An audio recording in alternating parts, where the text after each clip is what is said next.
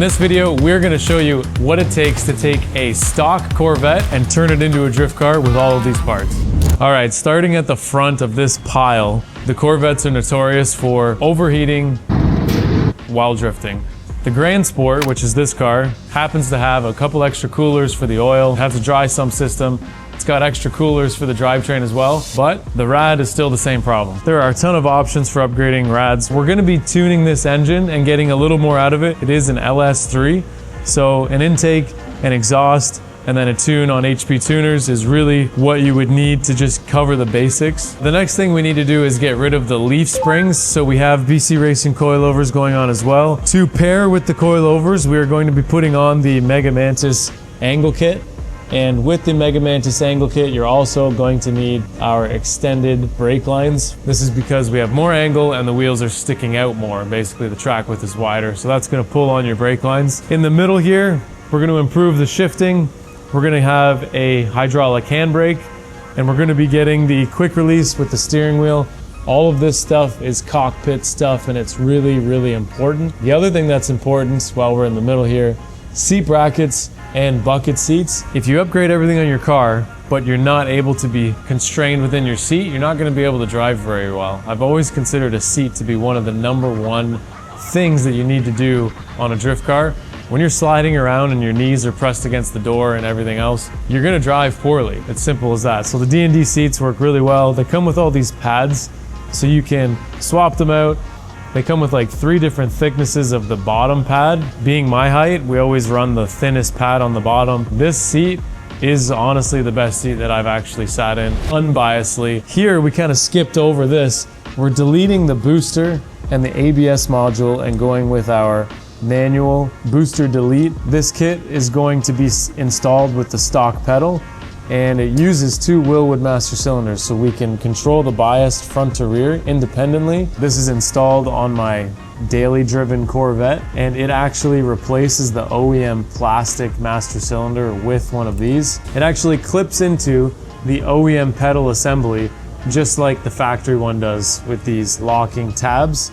So this was all machined, and when you turn it in, you clock it like this, and that's exactly how the stock one comes out. Moving back a little bit, we have harnesses. Harnesses are really important to keep you locked into your bucket seat.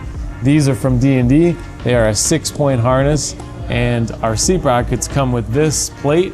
This plate bolts across the seat brackets and gives you your 5th and 6th point. This was a custom-made harness bar that I built for the orange Corvette over there. It basically bolts into the stock seat brackets, picks up on the rear trunk support, and then it gives you 2 locations to install your harnesses around.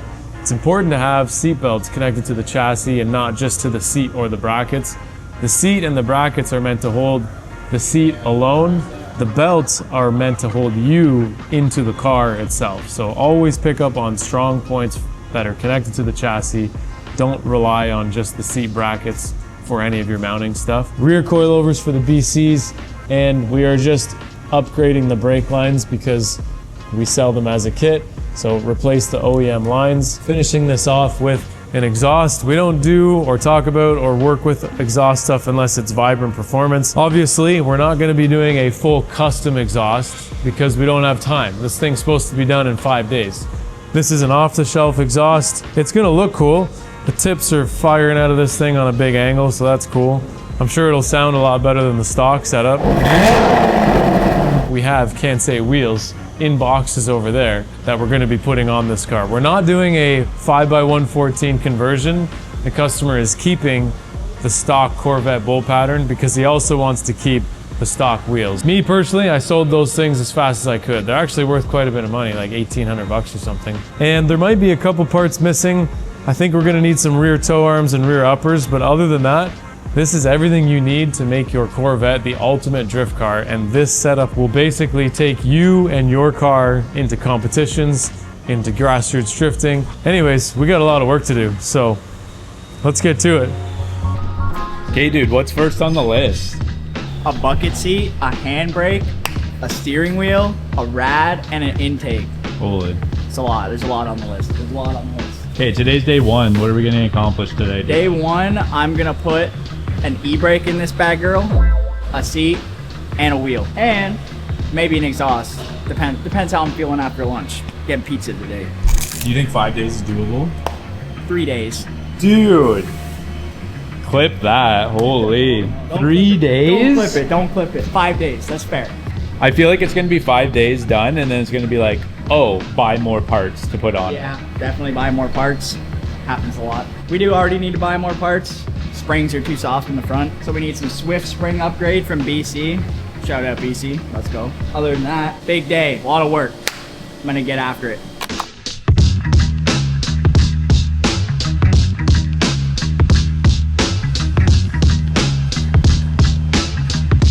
What's up, Joel? What's up, Jack?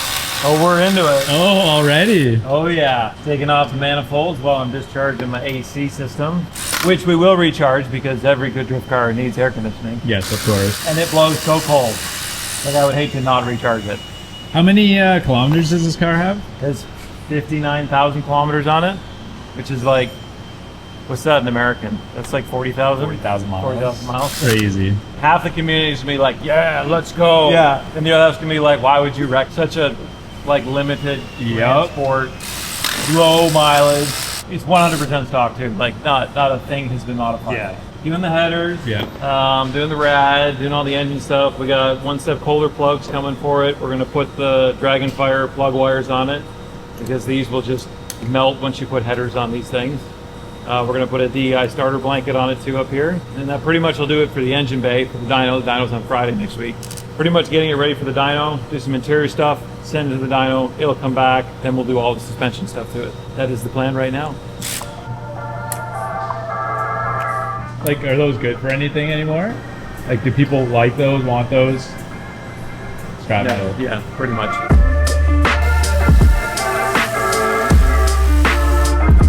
This one might come out the bottom. Yep, comes out the bottom.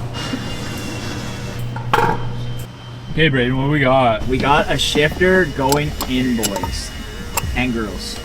We're on, Jack. Look at that. Check that out. And I slide that over right about there. 1, 2, 3. Shifter installed. Try it out, dude. How's it feel? Where Joel took all my tools again. Yeah. Hey Joel, you got my, oh no, I got it. False accusation. We thought you were stealing tools. No, I got my electric ratchet. Oh, we're dialed now. Yeah, don't touch mine. Should we switch the time to 2 days since you got your own electric ratchet? I could have. Let's be conservative. Alright. I mean, I'm almost done the headers, the rad, and the exhaust, and you're still doing the shifter. But you've done this before. This comes back out. This is our alignment tool. Now that should be dead straight. We grab this fancy new shifter. Doesn't matter.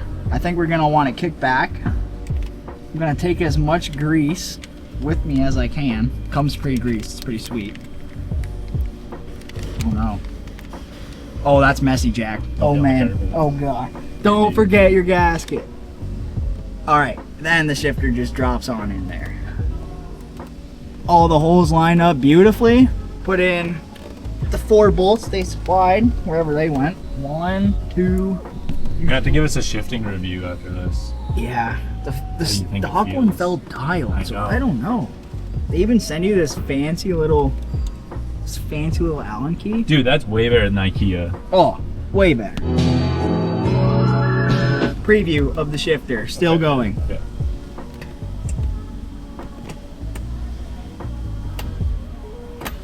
That's pretty short. Dude, that's pretty dialed. That's pretty short. Notchy. We are putting on our C6 e-brake mount right now. And that is fitting pretty dialed already. Let's tighten up your 4 bolts. We'll put our OEM rubber boot back on after. Oh, Ooh. what more Spice. could you want? Spice. Spicy. Dude, look at this. Like, I got all the room in the world. First, what more could you want? And then onto the wheel. That'll be a couple more minutes, and then this thing's almost a drift belt on the inside. I mean, there's a specialty tool probably for this, but like, don't mind me. Yeah, you take the cover off. There you go. Yeah. Okay. Oh wait, my wheel's straight. Yeah. Boom. Do not mess up the clock spring. According, your entire vehicle will explode. I've got a hardwired horn. When I do this, I'm not gonna have the horn go off constantly when I press the button. Have you had that happen before? Maybe. Several times. Don't forget your shrink wrap either. Make sure your butt connectors are good and tight. Hey, it works. That ain't going nowhere. Yep, just as hot as last time. Put this on here.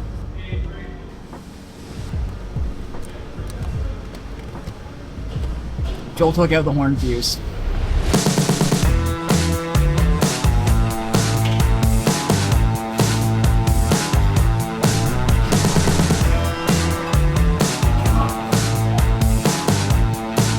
Nope. I think the oil lines are gonna have to come off. Dude, what has to happen? I gotta take the oil line bracket off. There is no clearance for these big boy headers.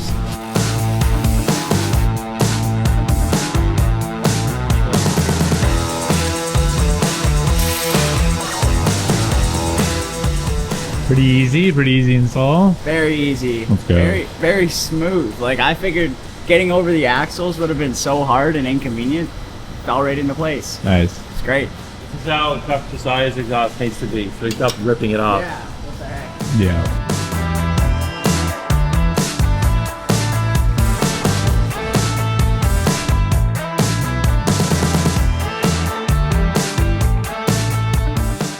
All right, so we're talking about one of our road racing products. This is to replace the factory eccentric bolt. It is designed for racing, made from chromoly, meant to be easily aligned and fine-tuned, but the primary use case for this is that the factory one slips, and then the available products online are also difficult to align. So some of them have a hex design, and if you need to make an adjustment from one flat to the next, you have to fully remove the plate, rotate it, and then retighten it. No shade on them, it works fine, but I just wanted to see if there was a way that it could be adjusted without removing anything. So the adjustment is incredible.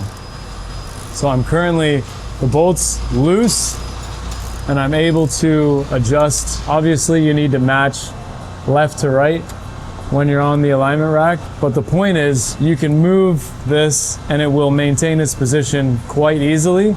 And then when you tighten down the main bolt, it's going to keep everything in place. This threaded set screw basically prevents it from going in or out anymore. The things that we're going to be doing slightly different, we want this to weigh the same as the stock eccentric bolts. We don't want to use aluminum. This hole we're going to make slightly larger so the Allen key is not such a tight fit. The back hole, we're going to remove it entirely.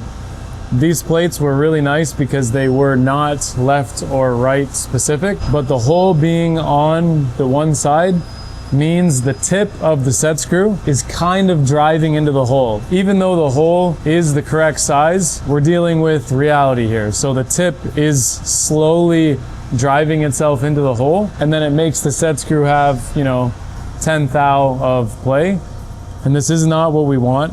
So now we're going to make a left and a right specific, which is always annoying for operations. Sometimes you have to do it. And then I'm also going to take down the material on these ridges, leave it proud here and here, take it down here and here, because it's just not needed. All those are doing is keeping this block aligned while you're adjusting it, so we can lose some weight there. And then I may put a pocket or 3 drilled holes right here, furthering removing some weight. Not crazy, but multiply that by 8 of these and it's worth something. Otherwise, I'm really quite happy with the prototype. The prototype's always going to have some kind of an issue, but the adjustment is great.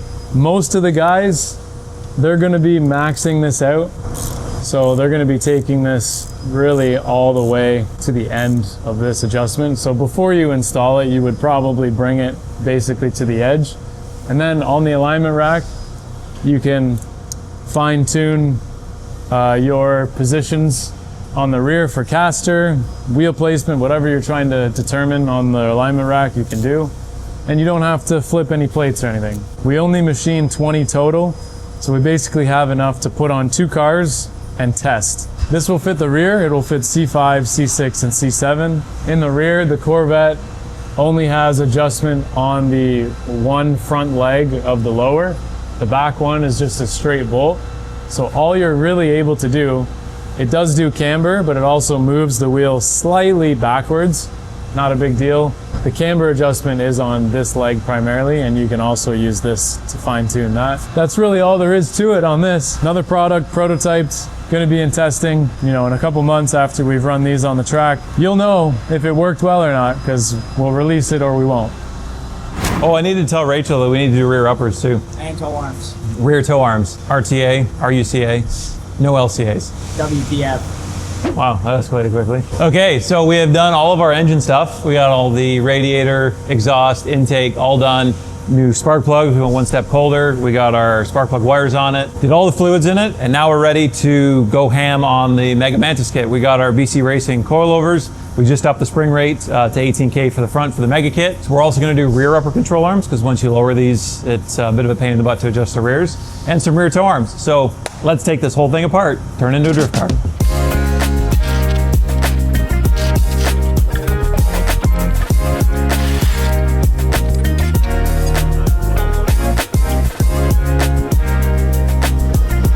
You went fast. Well, I first off, I installed it, took it all off. He was still taking the one bolt out.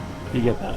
With the Sawzall. The Sawzall. I mean, I'm not telling you how to do your job, but I use sockets. It's much quicker. And then I went and watched Netflix. Yeah. And now I'm back. Here we are.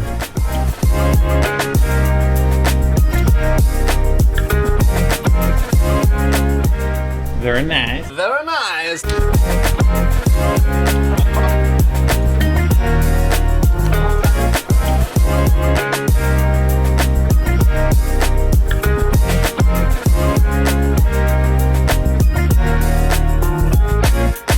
Dude, let's get a knife and open this up, eh? We got some nice Kansei. How do I say it? Kansei? Kansei. Kansei wheels. Show it to me. Whoa. Hey, yo. What the heck? Dude, those are fresh. I need a sponsor. This thing's as big as me. Dude, the white goes hard. It is. That's really nice. The white caps to match, dude. Dude, it looks like a wheel graveyard. Looks like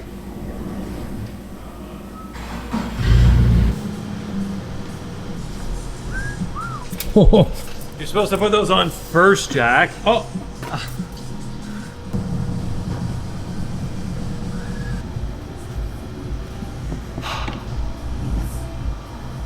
Joel, are we ready to start this thing, or? Oh yeah, we're just topping up the tank. 9.5 liters in it. Thirsty. Hey, yo. We're gonna fire it up. See how she sounds. Ray, do you think it's gonna sound sick or what? I freaking hope so. I really hope so. It should. It's a Corvette. Corvette. Do you think it's gonna sound better than your VQ? Oh man, nothing sounds better than a VQ.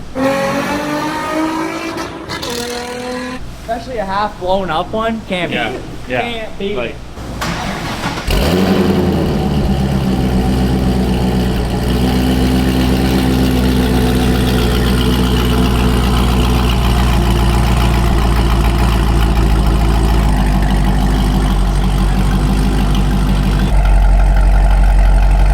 Dude, that sounds really good. Not too loud. It's Oh, give her a little whack. It's kind of loud. It's kind of loud. it gets up there.